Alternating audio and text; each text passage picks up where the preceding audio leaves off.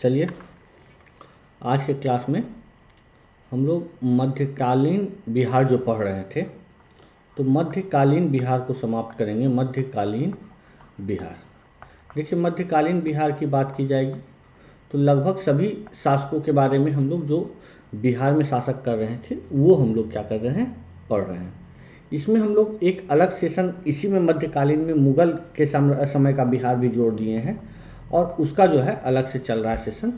तो इस सेशन में हम लोग मध्यकालीन बिहार में आज के सेशन में मेनली हम लोग क्या देखेंगे, यदि देखा जाए तो मेनली हम लोग मध्यकालीन बिहार में आज नुहानी शासन के बारे में देखेंगे।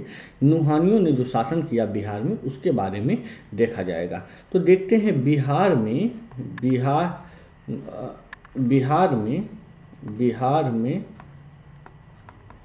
नुहानी वंश का शासन, नुहानी शासन। चलते हैं, देखते हैं, इसे स्टार्ट करते हैं इस क्लास को। देखिए यदि बात करते हैं नुहानी शासन के बारे में तो कुछ चीज़ें आप लोग समझिए। बात होनी चाहिए किसकी, सिकंदर लोदी की। जब बात होगी सिकंदर लोदी की तब आएगा नुहानी शासन। सिकंदर लोदी की जब हम लोग बात करते हैं तो आपको ये पता होना चाहिए कि सिकंदर लोदी जो है वो क्या बन गया, सुल्तान बना। और बात करते हैं जब सिकंदर लोदी सुल्तान बना तो उसी के समय में जो है उसका एक भाई था और भाई का नाम था बारबक शाह। तो बारबक शाह के बारे में आपको पता होना चाहिए, बारबक शाह। और बारबक शाह के बारे में आपको ये पता होना चाहिए ये कौन था, जौनपुर का उपशासक था। जौनपुर का क्या था, उपशासक था। अब देखिए जौनपुर का जो ये उपशासक था उसने क्या कर दिया, विरोध कर दिया, विद्रोह किया, विरोध किया और आ गया कहाँ, ये जौनपुर का उपशासक ये पहुंच गया बिहार। कहाँ पहुंच गया, बिहार। और बिहार में आके क्या ले लिया, शरण ले लिया। अब चीज़ों को यहाँ से चेंज होते हुए देखिए क्या होता है कि तिरहुत और सारण के जो जमींदार थे इसके साथ साथ ये भी क्या ले लिए, विद्रोह कर दिए। और तो एक तो जौनपुर का शासक विद्रोह किया, इसके साथ साथ तिरहुत के शासक भी विद्रोह कर दिए थे एक तरफ से, दूसरी तरफ से सारण के शासक जो है ये सभी क्या कर रहे थे, सभी विद्रोह कर रहे थे। ये सभी क्या कर रहे थे, विद्रोह कर रहे थे। अब देखा सिकंदर लोदी कि भाई साहब ये तो लगता है पूरा बिहार में विद्रोह हो जाएगा। तो बोला अच्छा ठीक है हम आ रहे हैं। तो सिकंदर लोदी क्या बोला, सिकंदर लोदी को ये सभी शासक बिहार के और साथ में साथ बंगाल के शासक भी क्या कर रहे थे, विद्रोह कर रहे थे। तो ये सभी शासक विद्रोह कर रहा था तो सिकंदर लोदी आओ ना देखा ताव और क्या हुआ, बिहार की तरफ निकल पड़ा। किधर निकल पड़ा, बिहार की तरफ निकल पड़ा। अब समझने की कोशिश यहाँ से करते हैं। देखिए जब ये बिहार की तरफ निकला तो बंगाल का शासक था अलाउद्दीन हुसैन शाह। ये जो है इसके बीच में संधि हो गई। तो सिकंदर की संधि किसके साथ होती है, सिकंदर की संधि जो है संधि हो जाती है किसके साथ, बंगाल का शासक था, बंगाल का शासक था, नाम था क्या, अलाउद्दीन हुसैन शाह। अलाउद्दीन हुसैन शाह के साथ, अलाउद्दीन हुसैन शाह के साथ जो है इसकी हो जाती है, हुसैन शाह के साथ जो है इसकी हो जाती है संधि। अब देखिए क्या होता है, जब ये दोनों सिकंदर और अलाउद्दीन हुसैन शाह के बीच में संधि होती है तो बोलता है कि ये संधि होती है तो कैसे हम लोग कैसे निर्धारित करें कि ये सीमा तुम्हारा है और ये सीमा हमारा है भाई साहब। तो बोला सिकंदर कि ऐसा करते हैं मुंगेर से बंटवारा कर लेते हैं। किससे बंटवारा करते हैं, मुंगेर से। तो मुंगेर जो है इसका क्या बन गया, बॉर्डर बन गया। मुंगेर क्या बन गया, इसका बॉर्डर बन गया। तो बोलेंगे हम लोग मुंगेर इसका क्या बन गया, बॉर्डर बन गया। किसके किसके बीच में, सिकंदर और बंगाल के शासक अलाउद्दीन हुसैन शाह के बीच में। अब चीजें यहां से क्या होती है, थोड़ा सा चेंज होता है। देखिए समझिएगा, जो ये तिरहुत और सारण के शासक जो थे वो विद्रोह कर रहे थे। ये क्या किए, जब सिकंदर लोदी बिहार की तरफ बढ़ा और जब इसके अंतर्गत आया तो इसने बोला कि भाई साहब सिकंदर साहब हम क्या करेंगे, आपके अंडर में अब क्या करेंगे, काम करेंगे। तो ये जो है इसने क्या किया, बात करेंगे, अधीनता स्वीकार कर ली। क्या किया, अधीनता स्वीकार किया। तिरहुत और सारण के शासक ने अधीनता स्वीकार कर ली। तो देखिए तिरहुत शासन अधीनता स्वीकार कर लिया, बंगाल के शासक अलाउद्दीन हुसैन शाह के साथ क्या हो गई, संधि हो गई। अब बात करते हैं बंगाल का शासक जो है, बंगाल का शासक ने सिकंदर के शत्रुओं को शरण ना देने की भी बात क्या कर ली थी, यहाँ पे स्वीकार कर ली थी। अब करते हैं बात हुसैन शाह सरकी की बात करते हैं। देखिए इसी समय जब बात करते हैं तो हुसैन शाह सरकी क्या करता है, बिहार पर आक्रमण कर देता है। हुसैन शाह सरकी जो है वो क्या कर देता है, सरकी जो है वो बिहार पर आक्रमण करता है। अब बिहार पर जब आक्रमण करता है हुसैन शाह सरकी, तो दरिया खां जो है वो उससे क्या करने लगता है, युद्ध लड़ने लगता है। लेकिन बिहार पर जब आक्रमण करता है किसके विरुद्ध में करता है, तो होता है दरिया खां से। किसके साथ, दरिया खां नुहानी के साथ। तो दरिया खां के साथ जब इसका युद्ध होता है तो दरिया खां इस युद्ध में जो है ये हार जाता है। 2 महीना तक बहुत लड़ता है, उसके बाद इस युद्ध में क्या होती है, उसकी हार हो जाती है। तो जब दरिया खां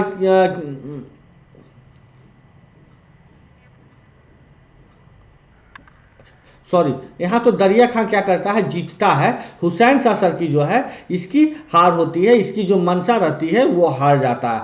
ये हुसैन शाह सरकी क्या होता है, हार जाता है। अब चीज़ों को समझिएगा, दरिया खां लोहानी को बना दिया जाता है क्या, बिहार का प्रभारी शासक। तो दरिया खां नुहानी जो है, दरिया खां नुहानी खां नुहानी की जब बात करेंगे तो ये जो है दरिया खां नुहानी ये बन जाता है क्या, शासक बन जाता है। क्या बनता है, शासक बनता है दरिया खां नुहानी। अब चीज़ों को समझिएगा, यदि बात की जाए, देखिए यहाँ होता क्या है कि दरिया खां नुहानी जो है 1495 से 1522 तक जो है वो प्रभारी शासक बन के रहता है। 1522 तक ये रहता है प्रभारी शासक रहता है बन के। बात करते हैं 1522 के पहले 1517 में जो है सिकंदर लोदी की क्या हो जाती है, मृत्यु हो जाती है। सिकंदर लोदी की जो होती है वो मृत्यु हो जाती है। इसी बीच में जब मृत्यु हो जाती है और सिंहासन पर कौन बैठता है, सिकंदर लोदी का पुत्र इब्राहिम लोदी। इब्राहिम लोदी जो है वो क्या बैठ जाता है, लोदी जो है वो बैठता है सिंहासन पर। सिंहासन पे कौन बैठता है, इब्राहिम लोदी बैठता है। अब चीज़ों को इब्राहिम लोदी के पॉइंट ऑफ व्यू से समझने की कोशिश कीजिएगा। देखिए इब्राहिम लोदी जब सिंहासन पर बैठता है तो उस समय बिहार का शासक कौन होता है, दरिया खां नुहानी होता है। कौन होता है, दरिया खां नुहानी। अब दरिया खां नुहानी की बात की जाए तो जब नुहानी, देखिए इधर तो बात की जाए 1517 में सिकंदर की मृत्यु होती है और दरिया खां नुहानी प्रभारी शासक रहता है 1495 से 1522 तक। तो आप यहाँ चीज़ों को ये समझना है कि सिकंदर की मृत्यु के बाद दरिया खां नुहानी का क्या रोल था। तो दरिया खां नुहानी की जब बात करते हैं तो ये जो है ये अपने आप को तेज समझने लगता है। क्या करता है, ये अपने आप को तेज समझने लगता है और सोचता है कि हम अपने आप को क्या करें, आज़ाद कर ले। अब सिकंदर लोदी के अंतर्गत तो काम करते थे ही भैया, लेकिन उसके पुत्र के अंतर भी काम करना, ये प्लान बनाने लगता है कि अब हम स्वतंत्र हो जाए। अच्छा स्वतंत्र हो जाए इतना आसान है क्या, तो देखिए यदि बात करते हैं ये स्वतंत्र होने के लिए बहुत हाथ पर क्या करने लगता है, मारने लगता है। तो इब्राहिम लोदी ने क्या करता है, इब्राहिम लोदी जो है अपने उस समय जो है अपने पुराने अधिकारियों की क्या करवा रहा था, हत्या करवा दिया था। मतलब कि जो सिकंदर लोदी के समय के अधिकारी थे उनकी क्या करवा रहा था, हत्या करवा रहा था। और इसी बीच जो है क्या होता है, दरिया खां नुहानी की 1522 ईस्वी में क्या हो जाती है, मृत्यु हो जाती है। दरिया खां की जब मृत्यु होती है तो इसके बाद जो है बहार खां नुहानी जो है, बहार खां नुहानी, तो बहार खां नुहानी क्या करता है, ये शासक बन जाता है बिहार का। तो बिहार का शासक कौन बनता है, दरिया खां नुहानी की 1522 ईस्वी में मृत्यु के बाद बहार खां नुहानी बनता है। और जो है ये बहार खां नुहानी जो है वो, दरिया खां नुहानी तो स्वतंत्र होने की कोशिश कर रहा था, बहार खां नुहानी जो है वो घोषणा कर देता है कि दिल्ली सल्तनत के अंतर्गत अब हम नहीं है। तो दिल्ली सल्तनत से अपनी स्वतंत्रता की क्या करता है, ये बहार खां नुहानी घोषणा करता है और उपाधि धारण कर लेता है सुल्तान मोहम्मद की, कि बोलता है कि अब हम क्या है भैया, सुल्तान मोहम्मद है। तो सुल्तान मोहम्मद की क्या कर लेता है, उपाधि धारण करता है। इन चीज़ों को यहाँ से समझेंगे। अब देखिए यहाँ से आगे बढ़ते हैं। देखिए इब्राहिम लोदी की बात करते हैं तो इब्राहिम लोदी क्या करने लगता है, इब्राहिम लोदी क्या करता है ये बहार खान नुहानी क्या करता है, इब्राहिम लोदी के पास जितने भी इब्राहिम लोदी से बगावत कर रहे थे लोग, उसको क्या करता है, एक साथ लाने की कोशिश करने लगता है कि अब इन सभी का गुट बनाने लगे। बात वैसी हो रही है कि जैसे अभी भाजपा है, और भाजपा के साथ कौन है, नीतीश कुमार है इधर, तो नीतीश कुमार क्या कर रहे हैं, जितने भी घटक दल हैं उसको जोड़ने की कोशिश कर रहे हैं। वही काम उस समय कौन कर रहा था, बहार खान नुहानी कर रहा था। बहार खान नुहानी क्या कर रहा था कि इब्राहिम लोदी का जितना भी विरोधी है उसको क्यों ना हम एक साथ ले आए। बात करते हैं इनमें जो है इब्राहिम लोदी के दरबार में किसी भी तरह से जो बच के चल आए थे, जब इब्राहिम लोदी क्या करवा रहा था, अपने पुराने अधिकारियों की हत्या करवा रहा था, तो जो बच के चले आ रहे थे उनमें से एक था उमरा बहार खां। तो उमरा बहार खां जो है, बात करते हैं, उमरा बहार खां जो है यहां से बच के निकला। उमरा बहार खां, उमरा बहार खां जो है ये क्या हुआ था, पुराने अधिकारियों से ये बच गया था इब्राहिम लोदी से और वहां से निकल गया था। बात करते हैं उमरा बहार खां जो है वो 1 लाख से अधिक की सेना क्या कर लिया, इकट्ठा कर लिया। 1 लाख से अधिक की सेना जो है बना लिया अपना। 1 लाख से अधिक की सेना जो है, ये 1 लाख से अधिक की सेना जो है ये बना लेता है। अब इब्राहिम लोदी को जो है इससे ये जान के क्या होती है, इब्राहिम लोदी गुस्सा हो जाता है, उससे क्या हो जाता है, नाराज हो जाता है। जब इब्राहिम लोदी नाराज होता है इससे, तो ये क्या करता है, बिहार में जो है वो सैनिक अभियान चलाना शुरू करता है। और उसके लिए जो है मुस्तफा फरगली, किसको, मुस्तफा फरगली, इसके साथ साथ आपको शेख बाईजीद और शेख बाईजीद के साथ साथ बात करेंगे फार्मूली और इसके साथ साथ फतह खां। इन सभी को क्या किया, बिहार भेजा। बारी बारी से इन सभी को क्या किया, बिहार भेजा। अब इन सभी को जब बिहार भेजा गया तो आप चीज़ों को समझिए, ये सभी जो है असफल रहे। अब बात करते हैं असफल रहे। अब देखा असफल रहे, अब बात करते हैं इसी समय देखा कि उसका एक बात करेंगे, एक सूबेदार था पंजाब में एक सूबेदार था इब्राहिम लोदी का, और नाम था दौलत खां। तो दौलत खां लोदी था। तो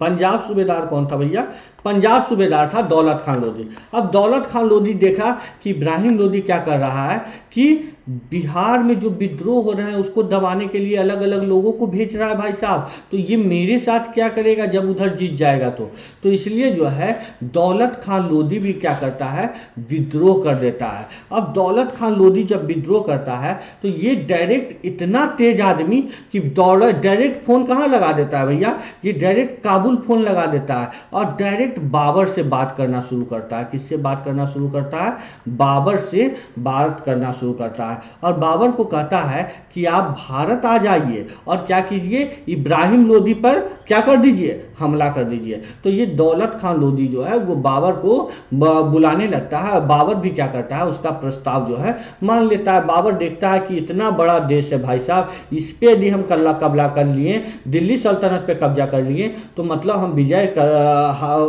बहुत बड़े साम्राज्य पर क्या करेंगे, राज करेंगे। तो बाबर जो है वो हमला कर देता है। कहाँ, बाबर जो है वो हमला करता है। और बाबर कहाँ हमला करता है भाई साहब, तो बाबर हमला कर देता है किस पे, इब्राहिम लोदी पे हमला कर देता है। इब्राहिम लोदी पे हमला करता है और कहाँ हमला करता है, पानीपत में हमला करता है। तो बात करें 1526 में जो है वो 1526 में होता है इब्राहिम लोदी और किसके बीच में, इब्राहिम लोदी और किसके बीच में, इब्राहिम लोदी वर्सेस बाबर होता है। इब्राहिम लोदी वर्सेस बाबर। अब चीज़ों को समझिएगा, इब्राहिम लोदी वर्सेस बाबर होता है। यहाँ से क्या समझना है कि जब इब्राहिम लोदी वर्सेस बाबर हो रहा है तो इब्राहिम लोदी जो है इस युद्ध में जो है वो हार जाता है। बाबर वहाँ से क्या लेके चला आता है, तोप लेके चला आता है।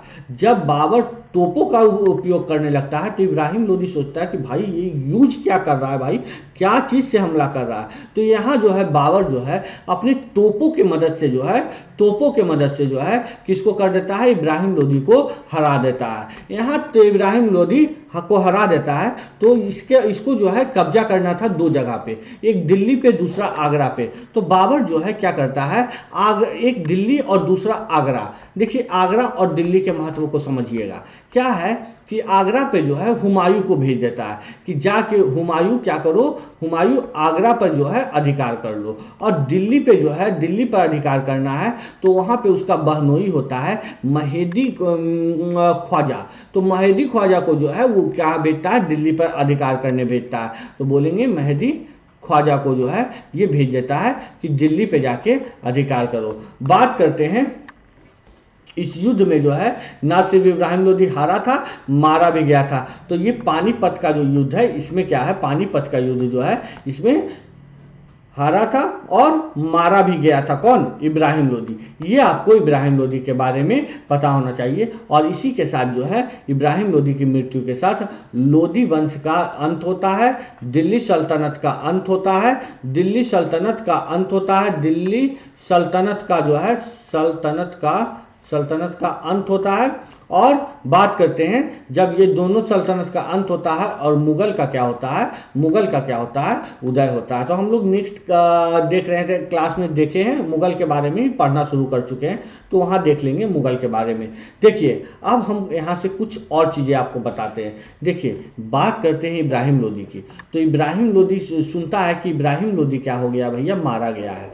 इब्राहिम लोदी जो है वो मारा गया है। ये क्या, किसने मारा गया है, ये किसने सोचता है मारा गया, ये क्या, कौन सुनता है भैया, तो बोलेंगे बहार खां नूहानी सुनता है। जब ये बहार खां नूहानी सुनता है तो बोलता है बहार खां नूहानी। अब बहार खां नूहानी जब इस बात को सुना तो अपने आप को क्या कर दिया भैया कि मैं क्या हूँ, मैं सुल्तान हूँ, अब मैं हूँ बिहार का सुल्तान। तो ये अपने आप को क्या करता है, बिहार का सुल्तान घोषित करता है, बिहार का सुल्तान घोषित करता है। और इसके साथ ही साथ अपने साम्राज्य को भी फैलाने लगता है। और कहाँ तक फैला लेता है, कन्नौज तक फैला लेता है। देखिए बात करते हैं इब्राहिम लोदी यहाँ पे मारा गया। बात करते हैं उसके बाद उसका भाई था क्या, महमूद खां लोदी। तो महमूद खां लोदी जो है इब्राहिम लोदी के मारने के बाद यहाँ महमूद खां लोदी की बात करते हैं, महमूद खां लोदी की बात की जाती है। तो महमूद खां लोदी जो है वो क्या करता है, सुल्तान की उपाधि धारण करता है। इधर सुल्तान की उपाधि महमूद खां लोदी धारण कर रहा है और बिहार में क्यों कौन धारण कर रहा है, बहार खां नूहानी जो है सुल्तान की उपाधि धारण कर रहा है। अब चीज़ों को यहाँ से समझेंगे। देखिए जब इब्राहिम लोदी का हार गया था तो हारने के बाद जो है महमूद खां लोदी क्या करता है, जो अफगान सरदार हैं उनको साथ कहाँ चला आता है, बिहार चला आता है। तो ये जो है कहाँ पहुँच जाता है भैया, ये बिहार चला आता है। तो जब ये बिहार आता है तो वो सोचता है कि बिहार का क्या कर लेंगे, बिहार का सत्ता अपने हाथों में ले लेंगे। तो ये आके क्या करता है, बिहार को अपने पास ले लेता है, अपने अधिकार में ले लेता है और मुगलों से लड़ने के लिए तैयारी शुरू कर देता है, मुगलों से लड़ने के लिए तैयारी शुरू करता है। अब यहाँ से समझिएगा कि होता है क्या, घाघरा का युद्ध। तो घाघरा के युद्ध में जो है लोदियों की सेना जो है वो किससे लड़ता है, बाबर की सेना से। तो यहाँ पे होता है घाघरा का युद्ध। और घाघरा का युद्ध के बारे में हम आपको पहले ही बता दिए थे। तो घाघरा का युद्ध यहीं पे होता है। और घाघरा के युद्ध में बाबर क्या करता है, बक्सर और चौसा तक अपना अधिकार कर लेता है, बक्सर और चौसा तक जो है अपना अधिकार कर लेता है। अब बात करते हैं इसके बारे में। देखिए अब यहाँ पे कौन है, लोदी तो हार गया है, बाबर क्या किया, घाघरा का युद्ध जीता है। जब ये बाबर जीत गया युद्ध तो आप यहाँ बक्सर से चौसा तक क्या हो गया, किसकी अधिकार में आ गया, ये आ गया आपके अधिकार में, बाबर के अधिकार में, मुगलों के अधिकार में आ गया। वहीं पे इससे जो है क्या होता है, बहार खां नूहानी सोचने लगता है अब तो बिहार घुस गया, कौन, बाबर, बिहार भी घुस रहा है। तो यहाँ पे बात आती है कब, 1528 ईस्वी आता है और इसी समय जो है बहार खां नूहानी की मृत्यु हो जाती है। बहार खां नूहानी की जो है, नूहानी की क्या हो जाती है, मृत्यु हो जाती है। अब जब इसकी मृत्यु होती है तो जलालुद्दीन खां जो है वो क्या बनती है, जलालुद्दीन खां। जब बोलेंगे जलालुद्दीन खां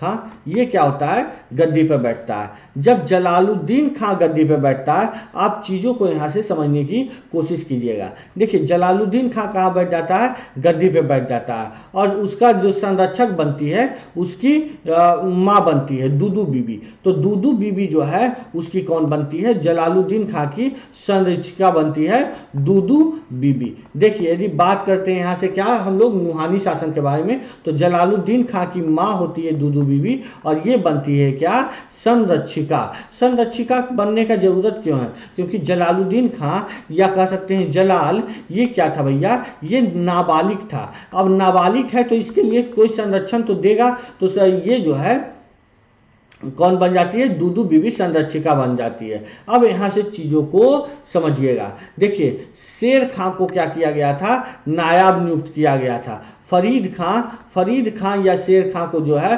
फरीद खां या शेर खां को जो है क्या किया गया था, शेर खां को जो है वो किया गया था नियुक्त, नायब नियुक्त किया गया था, बिहार का नायब नियुक्त किया गया था। और बात करते हैं इसने जो है कई प्रशासनिक सुधार किया आके, और इन चीज़ों को यहाँ पे समझना होगा। यदि बात करते हैं सेना में जो संगठन है उसके दोष को भी दूर करना शुरू कर दिया था, जिसके कारण जो है कई नुहानी सरदार जो है वो क्या हो गए थे, इससे नाराज हो गए थे। अब बात करते हैं शेर खां के बारे में। देखिए शेर खां की कहानी कुछ ऐसी है कि शेर खां से जब नाराज हुए, कौन नाराज हुए, नाराज क्यों हुए, क्योंकि ये जो है कई प्रशासनिक सुधार करने लगा था, तो नाराज जो हुए थे नुहानी सरदार। तो नुहानी सरदार जो है वो क्या करने लगे, गौड़ के सुल्तान को बोलेंगे, बंगाल के सुल्तान को, तो बोलेंगे किसके सुल्तान को, गौड़ के सुल्तान को, जो है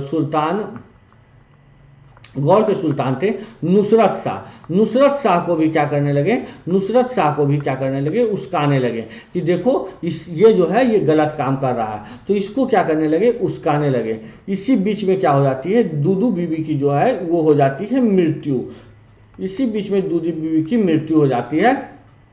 और शेर खां के जो विरोधी रहते हैं, तो शेर खां के जो विरोधी रहते हैं वो नुहानी सरदारों का जो है वो आश्रय पाकर जो है नुसरत शाह ने क्या किया, बिहार पर हमला कर दिया था। तो ये चीज़ें थी शेर खां के बारे में। लेकिन शेर खां भी तो शेर खां है, नाम से ही शेर खां है, तो शेर खां जो है नुसरत शाह को क्या किया, हरा दिया। यहाँ पे क्या किया था, यहाँ पे शेर खां ने नुसरत शाह को हरा दिया था। अब चीज़ों को यहाँ से समझने की कोशिश कीजिएगा। देखिए अब शेर खां के विरुद्ध जो है नुहानी सरदार का क्या हो जाता है, षड्यंत्र शुरू होता है। जब ये षड्यंत्र शुरू होता है, ये बहुत ज़्यादा षड्यंत्र क्या होने लगता है, फैलने लगता है। और वो सब उसकी योजना थी कि बिहार और बंगाल को जो है नुहानी में मिलाकर जमाल खां को क्या बना देना है, सुल्तान बना देना है। अब जब जमान खान को सुल्तान बनाएगा तो अफगानियों का क्या होगा, शक्ति क्या हो जाएगा, बढ़ जाएगा। जब अफगानियों का शक्ति बढ़ जाएगा यहाँ पे, तो अफगानियों का ही यहाँ पे राज होगा। वहीं जब बंगाल के सुल्तान जो नुसरत शाह है, उसने क्या होता है, तो नुसरत शाह का क्या पा लेता है, सह पाकर जो है जलाल खां को लेकर क्या चला जाता है, बंगाल। तो जलालुद्दीन खां इसके बाद कहाँ पहुँचता है, यहाँ से बंगाल पहुँचता है। अब चीज़ों को समझिएगा कैसे चेंज होता है। देखिए जलालुद्दीन खां कहाँ पहुँच जाता है, बंगाल पहुँच जाता है। अब यहाँ पे शेर खां ने जो है वो हजरत ए आला की उपाधि धारण की थी। तो शेर खां जो है, शेर खां की जब हम लोग बात करेंगे तो शेर खां जो है वो किसकी उपाधि धारण किया था, हजरत ए आला। हजरत ए आला का उपाधि धारण किया और बिहार पर शासन शुरू कर दिया था। बिहार पर शासन शुरू कर दिया था, कब शासन शुरू कर दिया था, 1530 ईस्वी से। 1530 ईस्वी से जो है यहाँ पे अपना शासन शुरू कर दिया था। तो ये था नुहानी शासन के बारे में कुछ जानकारियाँ। अब हम लोग किसके बारे में मेनली पढ़ रहे हैं, शेर खां के बारे में पढ़ रहे हैं। अब शेर खां के बारे में हम लोग आगे चर्चा करेंगे नेक्स्ट क्लास में। तो मिलते हैं नेक्स्ट क्लास में। Thank you.